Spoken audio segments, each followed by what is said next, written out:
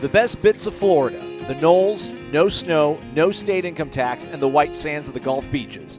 And the White Sands Breakfast Blend from DeLuna Coffee. A combination of 5 different beans, some roasted to a light roast, some to a dark roast. The end product, a perfect blend that will perk you up better than a day on the beach. Visit DeLunaCoffee.com to browse all their top shelf blends and check out their Facebook and Instagram. DeLuna Coffee, all one word. DeLuna Coffee, proudly owned and operated by the Lemmix family. Loyal and passionate FSU alum. From Tally to Cali, it's time to wake up. Wake up! Wake up!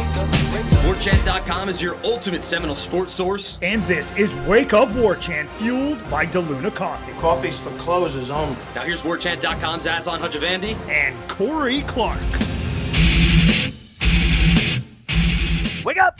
What's up, everybody? It's Wake Up Warchant, fueled by DeLuna Coffee, DeLunaCoffee.com. Come explore our world of coffee. Promo code Warchant15. Thanks, Ed, Brett, and Courtney. Use that. You save 15%, y'all. Hit the thumbs up button if you're listening to us on YouTube. Leave a 5-star rating and subsequent review, or maybe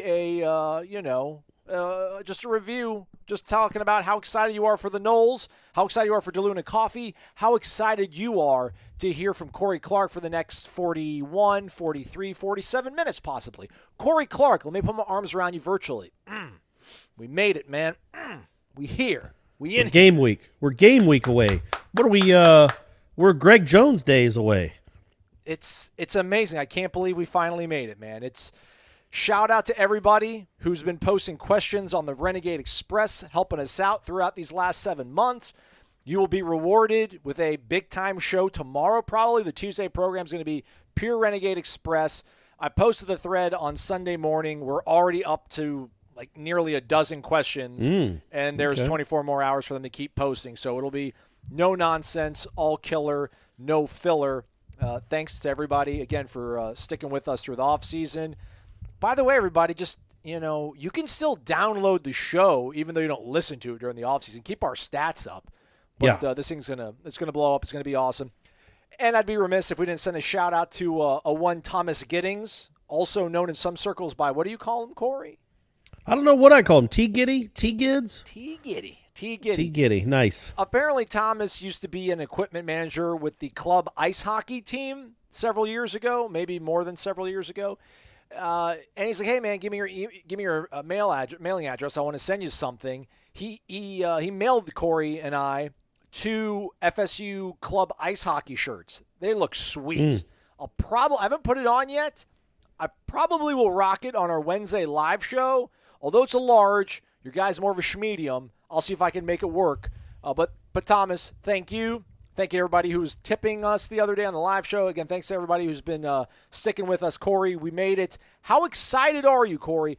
I was watching the Illinois-Nebraska game, and I got excited to see like a full stadium. And I think for me, again, I've lost so much of the romanticism of college football because it's my job. I have to cover it all the time. I'm not complaining about that. I love it. But it's a little bit different when you're not simply getting drunk with your friends and watching football, and it's kind of just a portion of your life. When it becomes your everything, it gets a little bit different. But I am super excited for this season. I think last year just makes me appreciate football that much more. If I've ever took it for granted, last year got me back on the right track. I'm excited, man. Genuinely excited. Yeah, I think we all are. And I'd be remiss if I didn't you were remiss about T. Giddy. I'm remiss that I was in Pensacola on Thursday night. We recorded our show before I went over there. Got to meet Ralph. You guys know Ralph. Got to meet all the Lamoxan. They were very nice. Ed even gave some coffee to our own Chef Cameron. And, yeah, man, it was just a really good time. Met James B. was out there, so I got to hang out with him. Jackson, you're my man. You know that. So, yeah, there was a lot of familiar faces, familiar names that we got to hang out with, and they were all very nice and polite, and I hope I didn't bore them too much with my Florida State talk. All right, so Sunday mock game. Yeah. No availability. Monday, no availability. I think they're practicing. They're crazy. They're practicing. Give these guys a day off, Mike. What are you doing? It's a long season, man. Pace yourself. So we were at practice on Friday and on Saturday.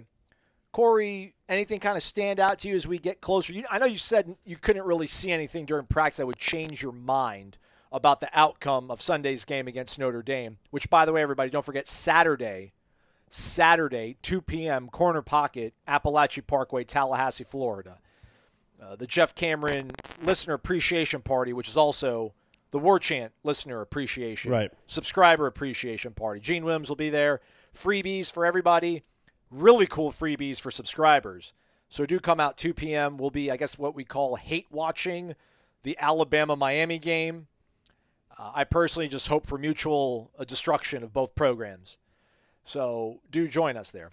But nonetheless, Corey, anything maybe give you just some good vibes heading into what now is game week? And I don't know how much game week's going to differ from what we've seen the last 3 times we're out at practice, but anything else kind of carry your boat, float your boat, buoy you in your hopes as we head here into game day, game week rather. I apologize. No, not really. Moving on then. Moving on. What's your next question? I would say, I think the offensive line, when it's healthy, when it gets everybody back, and I feel like they're getting closer and closer to that, they will be able to run block, I think, pretty well. Especially, we don't know, but especially if they have a dynamic running talent at quarterback. They should be able to run the ball. I get that impression. They're doing that a lot better now than they did at the start of preseason practice. But other than that, no, I feel like the offense will be better. The defense, should be better, but how good will it be? Can it slow down Notre Dame?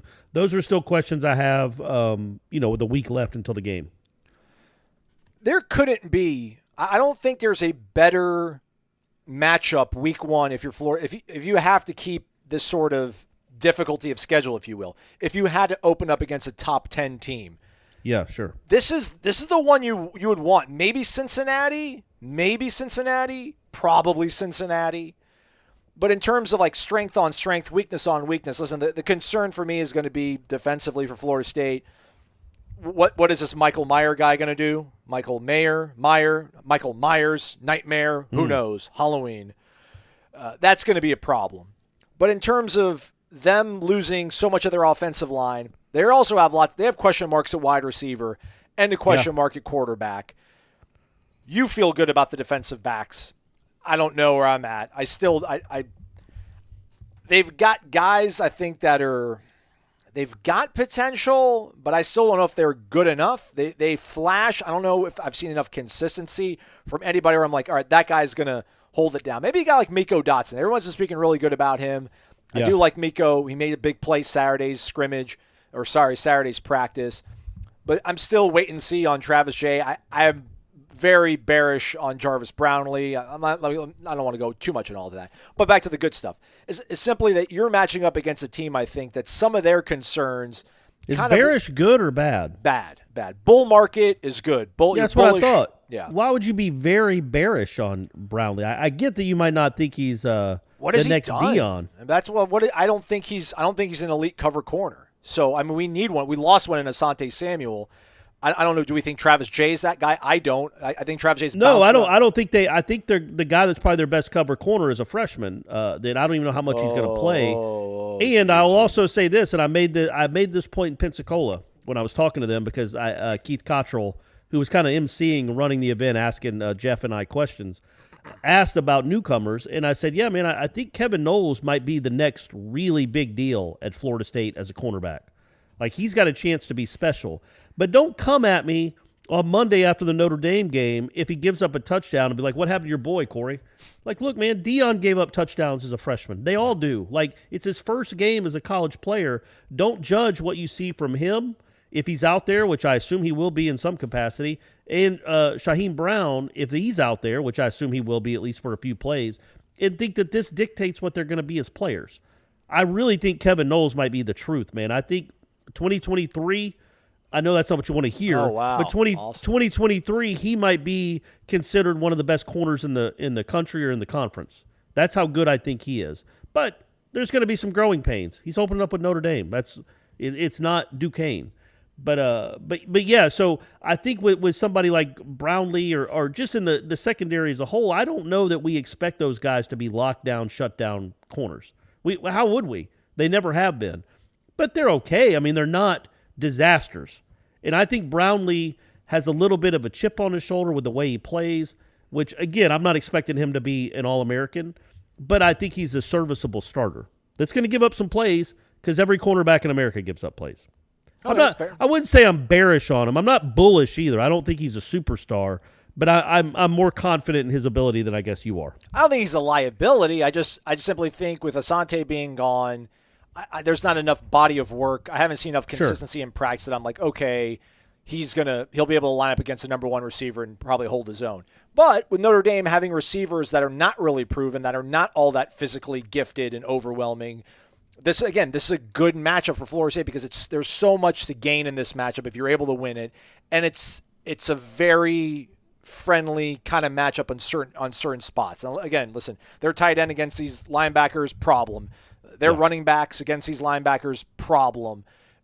But again, they're breaking in new guys on the offensive line. We like 5 of Florida State's defensive linemen. That's not enough to play 80 snaps and hold up. So somebody's going to have to kind of hold up some, be an X factor kind of flash out of nowhere, if you will.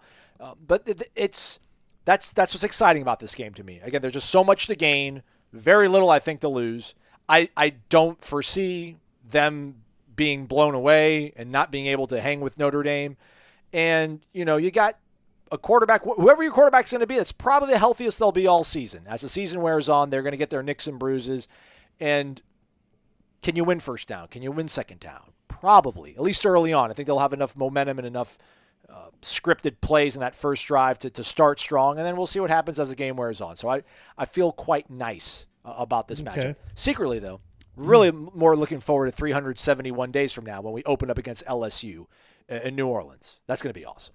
I thought they opened up with Duquesne and then LSU. Is it? I don't know. No, we got them on September 4th, 2020. Yeah, no, I think they scheduled the week 0 game with Duquesne. All right, whatever. I think that's next year. Yeah, I think you're right.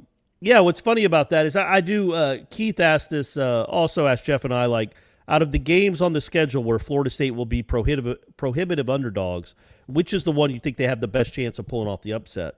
And I think it is Notre Dame, only because Notre Dame is such an unknown. And, again, if Jordan Travis is the quarterback, we don't know if he is, but Jordan Travis had success against them last year. They did not have much of an answer for his athleticism back there. In this defense, I don't know. They certainly lost that linebacker. They got a couple safeties that can play, but they lost that linebacker that was he just was really a force of nature. They couldn't block him. So you got to figure that they'll still have trouble if Jordan Travis is the guy tackling him, keeping him from busting out big plays and getting first downs on scrambles and whatnot. So I think it's not a terrible matchup. Clearly, I think your defensive line is better. It's certainly better than what Notre Dame faced last year. It's a whole different defensive line. Like Fabian Lovett played in that game and had 1 tackle, but he wasn't this Fabian Lovett. I don't think Briggs was on the team yet. Jermaine Johnson wasn't on the team yet. He wasn't. Yeah. Keir Thomas wasn't on the team yet. Robert Cooper's Robert Cooper. So they don't know exactly how different this Florida State defensive line is. But I think the defensive line is better for Florida State. And who knows, man? Maybe Notre Dame has 4 first-round picks that they're working in. But you would think the offensive line is worse at Notre Dame because it's 4 new guys. They also lost Gibbons, so they lost 5 of their top 6, Aslan. As he likes to say. He was the 6th man last year, 5 of the top 7 at least. And they're not as good at quarterback. So it's not a terrible matchup. But it's still, there's a reason Notre Dame's the favorite. They have better players that have proven themselves. They have a very good defensive line. That's a tough matchup. But Florida State should be in the game. They should not be afraid of this Notre Dame team.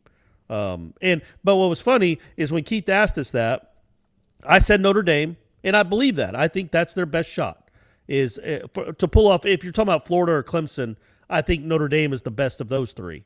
That's who I was thinking about when Keith asked me that. Those 3, maybe throw Miami to the mix, but those 3 were the ones that I'm like, okay, where you're a prohibitive underdog. And Jeff Cameron says he thinks their best chance to pull off an upset is against NC State. I mean, come on, man. Does that count?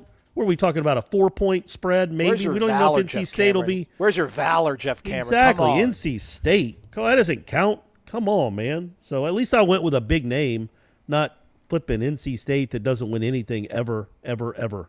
Yeah. What we're not talking about, because we can't talk about it, I know everybody wants to talk about quarterbacks. I did see a couple people comment on the show from, I don't know, maybe Thursday when we dove a little bit about the sort of kabuki theater about not asking Norvell, asking him and knowing who it is. And I think somebody tagged me in a thread, like, as being a guy who used to be in television, aren't you sick of this charade? Don't you want to find out? And it's like, man, like, we already know, but we can't, like, how can I ask him? This is forgetting your wife's anniversary, and then the next day she's upset, and you're asking her, like, why are you mad? Like, you know why she's mad. You know why. Like, why would you ask a question you know the answer to? So, no, I'm not upset about it. It's dancing around it is just, that's kind of comical, but hey, it's what we have to do. But as we get closer to the game and we start looking at the matchups, I'm more there. The offensive line is something that needs to get healthy too. Can't elaborate, everybody. Sorry, and hate to do that. Hate to be like, hey, this is my concern. I can't elaborate on it. But that's the one thing that I'm almost more. Quarterback to me is a complete non-story at this point. It really is. You should know, everybody. You should know. You're subscribed to the website. You've read it. You looked at things. Context clues. Use them. But, man, the offensive line, because – but then I start thinking about it too, Corey, as I almost check myself here mid-thought. Man, if you got Jordan or McKenzie or Chuba, all these guys are, no matter who starts, they're all quite athletic and can make things happen when the pocket breaks down. So even if your offensive line's not at 100%, these guys, I would think, can make up the difference when things start breaking down. But if they're not completely healthy, there'll be more of that, and I just don't know how sustainable it is to constantly go to the well on that kind of stuff. But for now, man, Jordan Travis probably the healthiest going to be all season. Mackenzie Milton's probably, maybe he won't. Maybe he'll get healthier as the season goes on. I never really subscribed to that belief. Chuba's probably the healthiest he's going to be. So Notre Dame is going to get the most dynamic, the most dangerous from either of the quarterbacks that plays. So maybe it's not that big of a deal if you can't get the push you want from your offensive line or get the protection you want, because all these guys have shown the ability to do good stuff when things break down. But that's maybe I am talking out both sides of my mouth, but that's I think the biggest thing to watch once we do probably get the depth chart on Tuesday is to see who's going to be available on the offensive line, because that defensive line's really good. They're small in the interior, but they've got guys that are disruptive on the ends, which is a little bit concerning. Yeah, and you don't know, you're not 100% comfortable where you're at tackle going into this game. And I didn't have to be. See, I try to dance around things, Corey, and then you get more specific. Like, be responsible. Here's the thing. Again, I'm not going to name names, but it's not like Notre Dame will change their game plan based on who's playing right or left tackle. You know what I mean? Those defensive ends, guess what? They're still going to be trying to sack the quarterback, no matter who's trying to block them. Quarterback's different. You know what I mean? It's not, they will change the way they practice if they know one way or the other, right? Mm-hmm. So this is different, though. It's just like, okay, it's like keeping a secret who the punter is. Yeah, man, Notre Dame still knows you're going to punt the ball. They still got to field it. It doesn't matter who it is. They practice on themselves. These defensive ends, I guess they could watch film and say, okay, which one of these Scott brothers will a spin move work on? Will it not? Back and forth, all that. Who knows? But either way, your tackle gives you a little pause. No matter who it is, you like what you have with DLT. Solid, dependable, been around for a while. When we got trench talk coming, Aslan? I literally just texted him as you started winding up on this, so I'll let you guys know. Oh, by the way, though, real quickly, SoundCloud. If you guys use SoundCloud, stop. Find something else. That'll be stopping soon. Carry on, Corey. So as these guys, Notre Dame watches film, won't be a big so the DLT's what he is, which is a pretty solid to good college football offensive lineman and a tackle. Very serviceable to solid. The other side, no matter who it is, it's somebody that hasn't proven themselves a lot at the college level. Has not had a lot of great moments, either because they're young or because they just haven't had a lot of great moments throughout their college careers. That's where I wonder. I think they'll be okay up the middle. Got to get those snaps figured out. Yes. Be okay up the middle. The one tackle spot I think is solidified. The other one gives you a little bit of pause.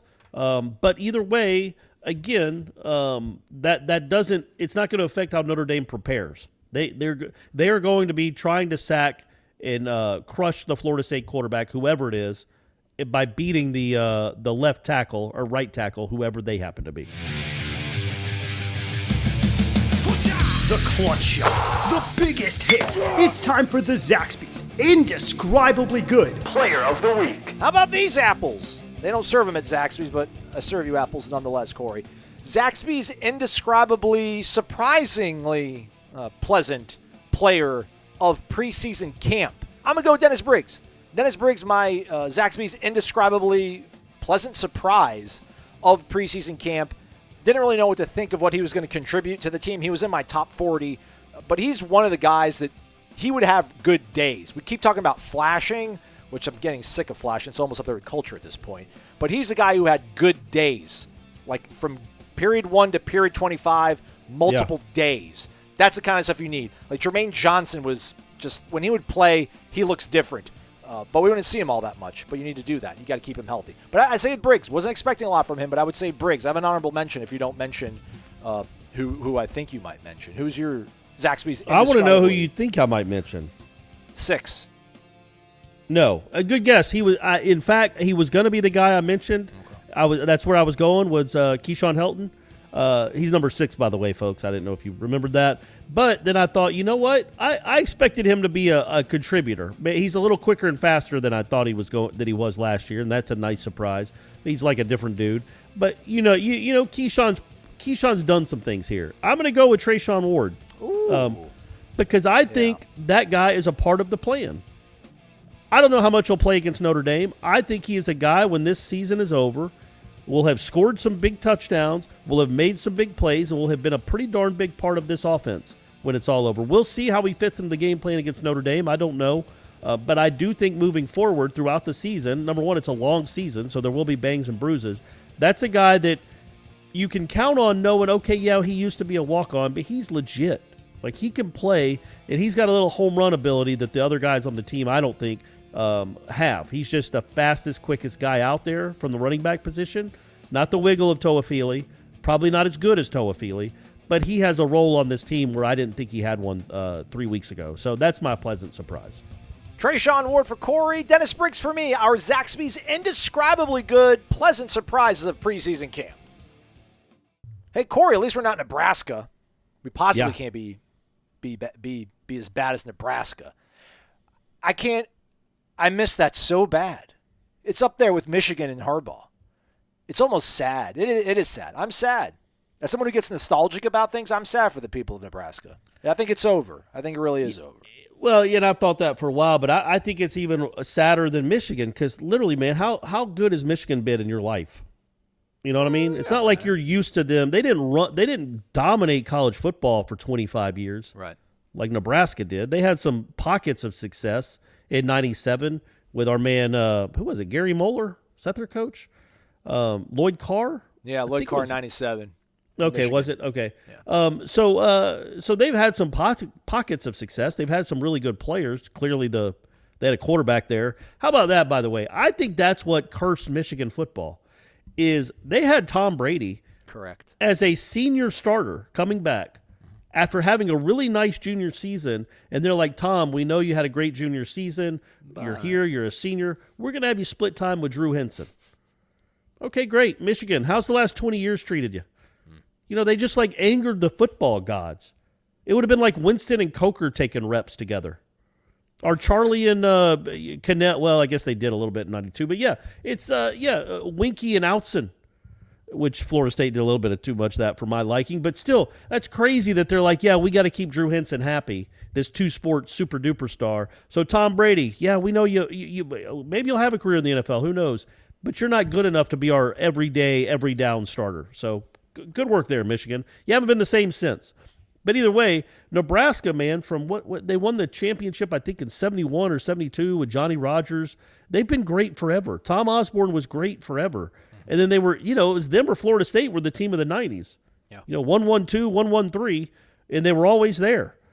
And then, their Michigan was never, ever in our lifetimes has been that kind of program where they were guaranteed 10 or 11 wins, always in the running for a national championship. They've only won one since we've been alive.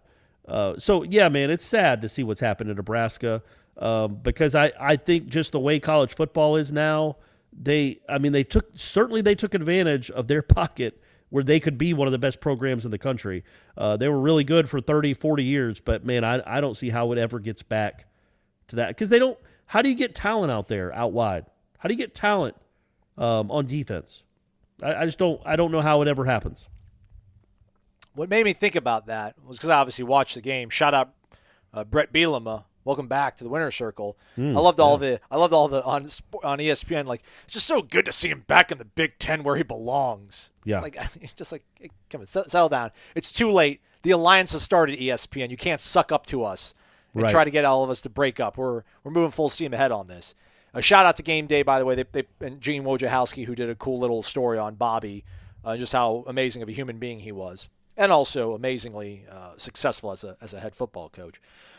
But did you see like the first points of the FBS season were scored on a safety after Nebraska tried to field a punt inside the 1 yard line, was about to get tackled in the end zone for a safety, and the guy, I mean, did all he could to try to avoid disaster, but it was still a disaster. He ends up flinging the ball forward. You can't advance a fumble forward out of the end zone. It was a safety.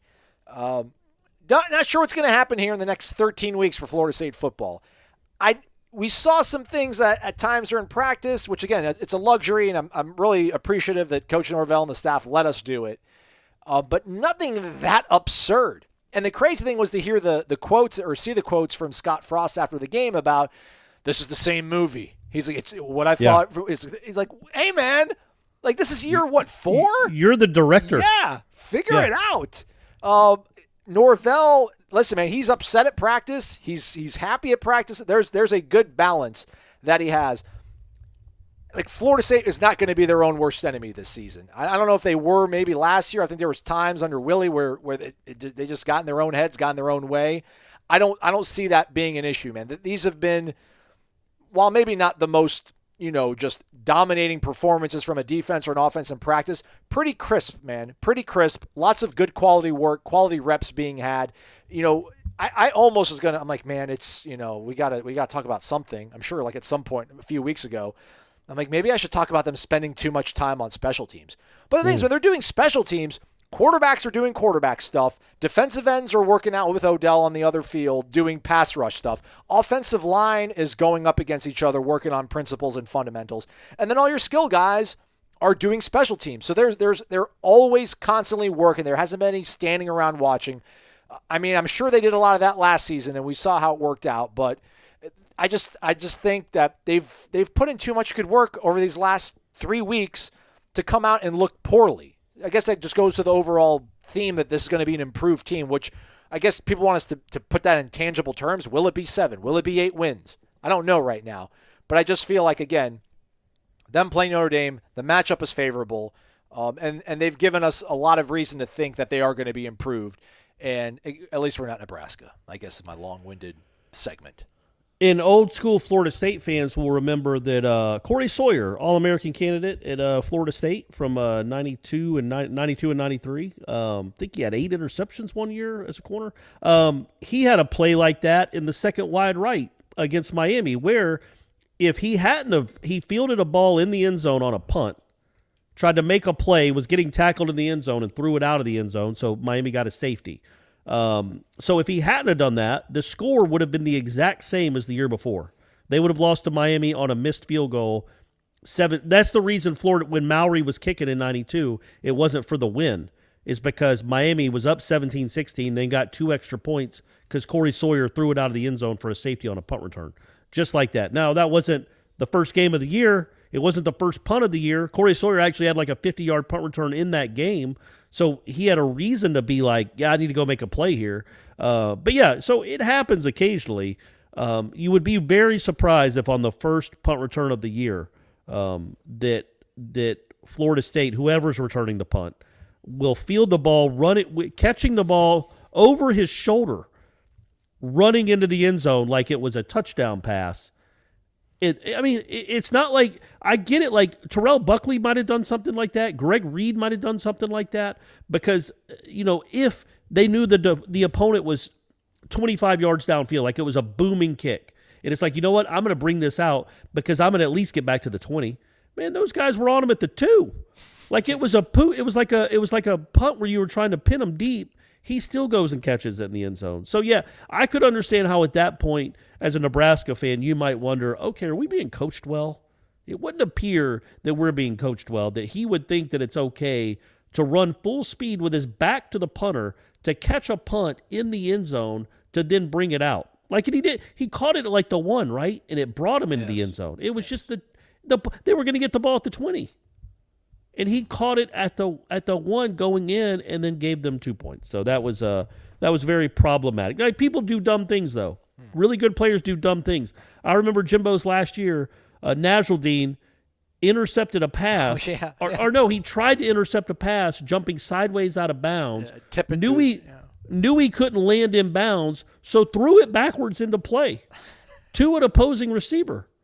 Well, no, yeah, there was a Florida State guy in the vicinity, right, but they were clinging to life in that game. No need to do that. It was very close to giving them a first down by throwing it to an eligible receiver instead of just things like that happen. First down, it would have been a touchdown, right? It was in the end zone. I didn't think it was in the end zone. It might have been, but either way, it was one of the crazier things you've seen in a football game. So that stuff happens, but man, what a bad precedent to set against Illinois, who loses their starting quarterback. So I guess the point of this, dear Wake Up Warchant listeners, is, Nebraska doesn't have somebody like Travis Hunter committed. They will never get another Travis Hunter committed to them, or an A.J. Duffy for that matter. Florida State, again, and we believe in this coaching staff on the recruiting trail. Got to make some stuff happen on Saturdays. But if they do, Florida State is so much closer to getting back to relevance than Nebraska, because Florida State has the ability to say, hey, Travis Hunter, best player in the country, maybe the best player in the history of Gwinnett County. You can start both ways for us next year. Would you want to come to Florida State? Yeah. I've always been a big fan. What about Nebraska? What? Nebraska? What am I going to go to Nebraska for? Why would you even ask me that? Like, he'd be insulted by it.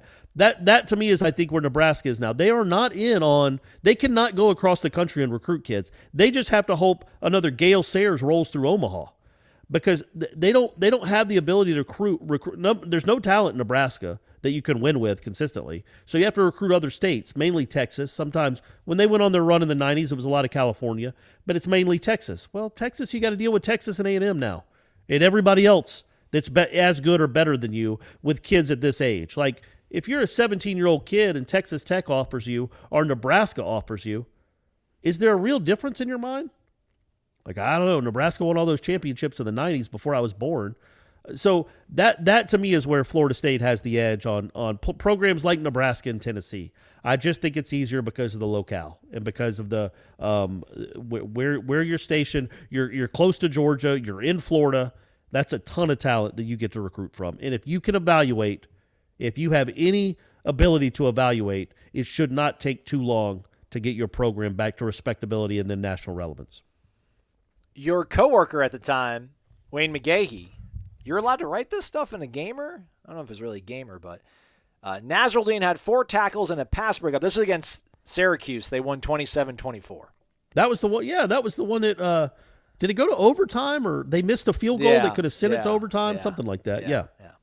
How about that, by the way? How crazy that? When was that? 4 years ago? Let me read it real quick. I was just going to say, like, I remember that so much better.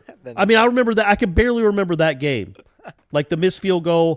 I'm like, was that overtime game? I can tell you, Corey Sawyer from 1992 had a 50-yard punt return before he made the all-time bonehead play to give them 2 points. Like, that's crazy how the brain is. Anyway, go ahead. Sorry.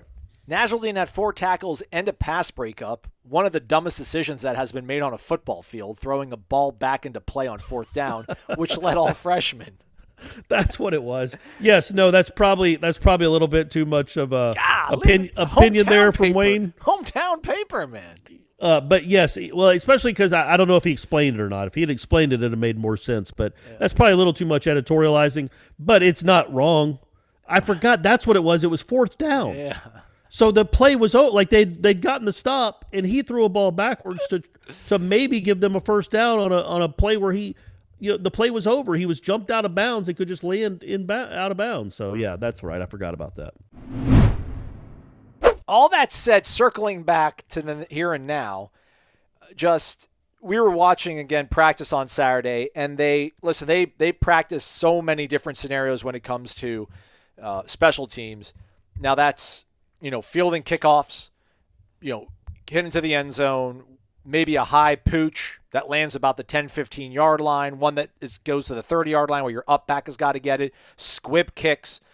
And there was one, and Corey's like, you're going to probably talk about this on the show. And I probably would have forgotten about it if Corey didn't go on talking about Corey Sawyer and Nebraska football. Thank you, Corey. You got it. Where the up back called for a fair catch, and he had at least 15 yards in front of him. Like, he would have caught the ball. There would have been nobody within 15 yards of him. He could have ran and probably gotten 10 yards by the time somebody would have met him and brought him down. And as soon as it happened, I'm like, why are you calling the fair catch? Like, I was beside myself almost. And then what does Mike Norvell do? He goes and talks to him. He's like, hey, man, didn't need to do that. You had time. And like he gave him a key and kind of gave him like a landmark, hallmark thing to know about when you're doing that situation that lets you know that, hey, you can go, or no, you did the right thing there and did call fair catch. So again, like the little detail stuff, which I wonder, and this is one of the things I meant to ask last week, Corey, but I can talk to you about it now, I guess. When we talk about special teams and how much they dedicate to it, does special teams help a 5-win football team be a 7-win team, or is special teams help you kind of hit your head on that ceiling when you're like you're 10? Does it make you a national championship caliber team if you're like 10 wins?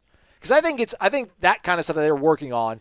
And listen, man, he said during practice, he's like, I guarantee you we will break one for a touchdown. Now, I don't know if he meant against Notre Dame, but basically if they would have followed their instructions on one of the drills they were doing. But I feel like, especially where this program is at right now, that is the hidden yardage. That is part of the secret sauce, the smoke and mirrors to get them into that 7-win, maybe 8-win kind of thing. Because, imagine if they can – I'll say this right now. They will return a kickoff past the 50-yard line against Notre Dame. I'll say that right look now. At you. Okay. I'll say that. And they'll probably only get one kickoff to return because the defense is going to shut them you're down. Right. Yeah, you're right. Yeah. Yeah, man. Just look at 2013. Like, that was Jimbo's best special teams unit. They don't beat Auburn without it. They had a decided advantage in special teams in that game. Not just Kermit, although that was huge, but Aguayo made all his kicks. Auburn missed a really short field goal in that game, somewhere in the first half. Those things matter. Even after, and I think I brought this up on the show before. I wrote a whole story about it after the game.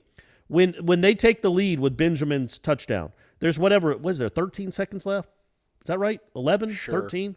Somewhere in there. So you think, okay, with Aguayo, you don't want to risk anything. You might almost even kick it out of bounds so they don't get a chance to do some crazy Auburn nonsense because they had won 2 games in ridiculous miracle fashion. You're like, okay, is this football team touched by God? If you give them a chance to return this kick, are they going to do something with it? Aguayo doesn't kick it out of the end zone, which he could have done, but I think their reasoning was they wanted Auburn to waste time returning the kick. So they told Roberto Aguayo to kick the ball into the corner, the right corner, near the goal line or a little, behind it, whatever. Kick it as far as you can into the right corner, but make it high and make it where he has to return. He probably will bring it out. And it was the Chris Davis kid, I think. Yes. And he made it out to like the 11 or the 13 because it was covered well. They had a ton of confidence in their freshman kicker to make that kick, and it was one of the bigger kicks of his life. Really was. I know you can say whatever. It wasn't even a field goal. If he kicks that down the middle of the field like a line drive, who knows what happens? He puts it in the exact spot he meant to, and they put him at the 11. And they waste 3 or 4 seconds, and they win the game and win the national championship. Yeah, I think special teams is huge. For a team like this team, though, I don't foresee them, leading the national championship game with 11 seconds left, and you're wondering, okay, can Grotehouse get this thing inside the 5 right here and don't let him return? I'm not talking about that, but I do think when you have good special teams, when you're not a great team but you have good special teams, it ups your win total by 1.5. I think there is a game when you're playing, when it's back and forth with an even team, and that's going to be 8 or 9 games this year, you would think, where special teams can turn it around and win you a game. And I think that's what what this coaching staff is banking on. Shout out to our guy Corey Clark. There was 13 seconds left after Nice. Kelvin Benjamin's touchdown. And Cody Parkey missed a 33-yard field goal in the second quarter. So think about that. Cody Parkey's isn't he an NFL kicker? I think so. Why do I know that now? I don't think I'd know that name otherwise. He misses a 33-yard. Think about how the whole complexion of that game changes with those 3 more points, with those 3 extra points. For the first half, going on down the season. He's the guy that he was the Bears kicker. The double doink. Oh, there you go. That's him. right. Yeah, there you go. Oh, man. He's from Florida, by the way. He's from Jupiter. So he must have, obviously, I know we know him from the Bears stuff, but you got to be good enough to make the NFL and play in it for a while. And he missed a 33-yard field goal. That might have been his shortest miss of the entire season. And it didn't cost them the game, but man, those 3 points turns out would have helped a lot late in the season. So, or late in that game. So yeah, man, special teams. I'm interested in the kickers. I think Fitz-Dog, in my opinion, will I would think, I don't even know. I would think get the nod, but who knows? But they've got the field goal kicking is a complete unknown, and it's something you don't ever want to talk about. But when you're a team that's on the cusp, but that's on the brink of being anywhere from 4 wins to 8 wins, a great field goal kicker, a guy that's automatic from inside the 40, inside the 48. Well, I mean like a 48-yarder, not like inside the 48-yard line, because that would be a 65-yard field goal. That's a big deal. Think about 2014 in all the close games, and I know this team isn't that team, but all the close games that team won, they had the best kicker in the country. Yeah. Jimbo's out there down by 4 with 6 minutes left, kicking 50-yarders to get down by 1 because he knows who his kicker is. It's such a luxury to have. And so, yeah, I think it makes sense when you're having to rebuild and reshape a roster to really go hard on special teams, because it's not a third of the game, because not a third of the, I know that's what coaches say, but it's not like a third of the plays or special teams plays, but it's 25% of the game. It's 20%. It's 1/4 or 1/5 of the game. And those plays matter. There is a ton of hidden yards in those plays. Think about Willie's first year, how many times they started their drives at the 8 or the 6 because of another stupid block in the back. Get rid of that and just start at the 25. Maybe you'll win an extra game that year. So anyway, they'll be starting well past the 25. I think the hidden yardage for them, or I think the biggest boon for them is going to be kick returns. I think maybe punt. I don't know. I don't know how confident I am in the kick game, whether that's coffin cornering a kickoff. Although Mastromano, man, the punt thing that's going to flip yardage for them. That's going to be a big difference maker. But I don't know. Like right now, if you told me, like I was trying to think, like, so Nebraska had. They were down by that kid 8, missed two extra points, right? Yeah. And I think he's he was the Big Ten kicker of the year last year. But you think about that, like that game, that's 4 points right there. You've given what you think is probably an inferior team, especially when they don't have their starting quarterback. You just give them 4 points you gave them a safety, and then you missed 2 extra. That's 4 points right there. I know you lost by 8, but again, everything changes with poor special teams play. It can really be a big difference maker. But yeah, so they got the ball back, with only like 11 seconds, so that's not a good one. It was 54 seconds. But I was trying to think, like, if you're – because I saw this as we go out. This is a comment on our podcast by M. Dutchy. If Florida State doesn't finish undefeated and win the national championship, I am done being a fan. Nice. For about 10 minutes, and then I'll settle down and love the Seminoles again. Go Noles.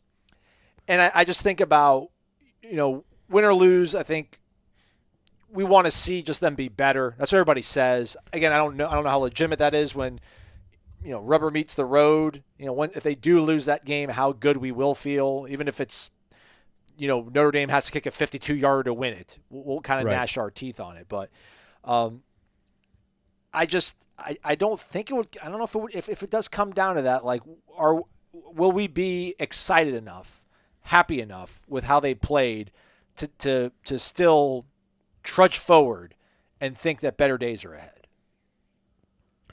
I mean, I was thinking about this season because it's unlike any one in my lifetime where you just know going in that it's going to be a struggle to get to a bowl. And I don't even think I thought that last year. Last year went much more poorly than I thought it was going to. I was more I had more faith in that team for some reason. I don't know why. Maybe the defensive line that did not show up. That's probably the biggest reason. And you had Nasruddin, who didn't play a whole lot, but Asante Samuel and other people. Anyway, I just thought the defense was going to be good enough that you could get to 7 wins if you had played 11 games, whatever. I've never gone into a season with Florida State football thinking, okay, 7 wins might be the absolute ceiling in a 12 game season. But I do think it maybe changes your perspective of what's great, what's okay, what's terrible. And I think it changes, like it's not a feeling you want to be used to, right? Yeah. Where you go into a season just like, let's see how it goes. That's not what Florida State football is about. That's not what you want to be about. You want to get back to the place where you're expecting 11 or 12 wins. You're expecting to compete for the playoff. But this particular season, it's almost like I was thinking about Florida State fans in 1976. Like, what were they thinking? Like, first-year coach coming off a 4-21 in the last 3 years, dreadful nonsense, have a tough schedule. What were they thinking going into that season? Like, okay, just show some improvement. Get to 3 wins, 4 wins. And then they end up, Bobby Bowden wins, I think they go 5. I know they go 5-6. I think they win 4 of their last 5 games. And he builds some real belief in the fan base and more importantly in that roster. And the next year they go 10-2. You know, after that 76 season, they win 27. They win 37 games in the next 4 years, or 38 games. They win almost 10 games a year after being the worst team in Division I football almost. That one season was that gap season. I'm not saying you have to I'm not saying that Norvell's going to turn it around like Bobby turned it around, but this is that gap season, right? Like, there's no way this team has 10 wins or 11 wins in it. Right. I also think they're going to be better than 2 wins or 3 wins. But it's going to be in the middle, and there's going to be some ugliness, and there's going to be some growing pains. There's going to be some grossness that, as Florida State fans, you don't want to get used to, but we all know is probably coming. But if it's building to something better, I think you put up with it. So that's what you want to see, is just show me some signs, man. This first game is a great example of show me some signs, because last year you had no chance to stop that team on offense. You had no chance to stop Notre Dame. They could have told you what play they were running. You could not stop them. Are you going to have more fight up front? Are you going to be better up front? Are your receivers, other than Tamorian Terry, who's not on the team anymore, can any of these guys make plays when it matters against Notre Dame's DBs? That's kind of what you want to see, right? Just a step in the right direction. Win or lose, you want them to win. You want Notre Dame to miss that 52-yard field goal that could win it. But either way, just show us that you're getting better. Give all Florida State fans a reason to believe. And then 2022 might be your 1977, when you all of a sudden burst on the scene and you win 9 or 10 games. You're competing for a championship. That's what you want to see. This isn't that year, but that doesn't mean it's a wasted year. It doesn't mean it's a year that doesn't matter. It just means you got to know going in what we're expecting from this year, which is hopefully some good moments, knowing there's going to be some bad moments too. What an amazingly great, sincere answer to a horrible question, because I totally lost my train of thought. Corey, I love you. Again, I virtually would hug you. That's what I do, man. Are we going to start doing these in person now that you're back in town, or do you want me to? Do I got to get the jab before you'll hang out with me? Yeah, I don't know about that, buddy. We'll do. We could do some in person. Sure, it's just it's easier to do it when I'm when I'm at home. But yeah, man, we when I'm in town, I think we'll do them on after the game, like on Sundays maybe. Sundays will always be our in person. Okay, yeah. Our in person show. Good, By the way, so I can't remember their names, so I apologize to you in advance, listeners. But I had 2 different. I told you this on Saturday. I had 2 different people come up to me at the Pensacola party and say they were Aslan guys. Nice, yeah. I think one said he was Team Aslan. They exist. And another guy said he was introduced. Well, I'd met them before. A really lovely family that I'd actually met outside a Braves game a few months ago. The dad said that he was an Aslan guy. Nice, nice. So yeah, man, you got that going for you, buddy. They're out there. You people understand me. I love it. Yeah, that's what I was going to ask you, but I really even shouldn't, because we went on such a high note. But let me ask you that. Like right now, if I told you Florida State's down 6 with the ball, with 42 seconds left on their own 25, no timeouts left, would you take that, or would you want to play the game out? Oh, that's a good. Because Nebraska, despite all the craziness, they got the ball back with an opportunity. I think there was not that much time on the clock, so it really wasn't a very feasible thing for them. But I just when I think about our confidence level, we want to see them get better. It's like if I told everybody right now, listen, you have the opportunity for go-ahead touchdown, under a minute to go. You got to go 75 yards, no timeouts. Would you accept that fate? And who knows how it's going to work out? Or would you be like, no, I'd rather play it out, because I think Like, we can beat them on the grass. Like, we don't need crazy hypotheticals. Yeah, and I would say I'd probably let it play out because I don't think Florida State having to go 75 yards in 40 seconds with no timeouts, they're not winning that game. The chance of them winning that game in that predicament is probably, I don't know, 10 to 12%, maybe. Yeah. I just don't think they have it's going to be really hard. A team that's in prevent having to go 75 yards without a timeout. I don't think if you gave me that with Clemson, absolutely. Yeah. Florida, sure. Notre Dame, I think, is beatable. So, and I think Florida State has a better than 10% chance to beat Notre Dame. Maybe that's how I should phrase it. I think in that instance, the scenario you gave us, Florida State has a best of 10% chance to win.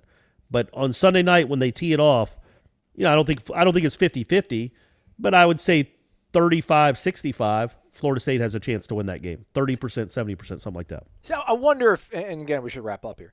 So I just wonder if it's going to be, part of me thinks if they are going to pull this off, it's going to kind of be the North Carolina blueprint where they're just going to have to bomb them early and then probably hang on. Because then I'm thinking but if I told you who scores last in this game is going to win, that wouldn't be the North Carolina blueprint because North Carolina scored last and it wasn't enough. North Carolina scored 17 unanswered. Yeah. In a loss, though. In a loss. Yep, that's right. So, all right, come back tomorrow, everybody.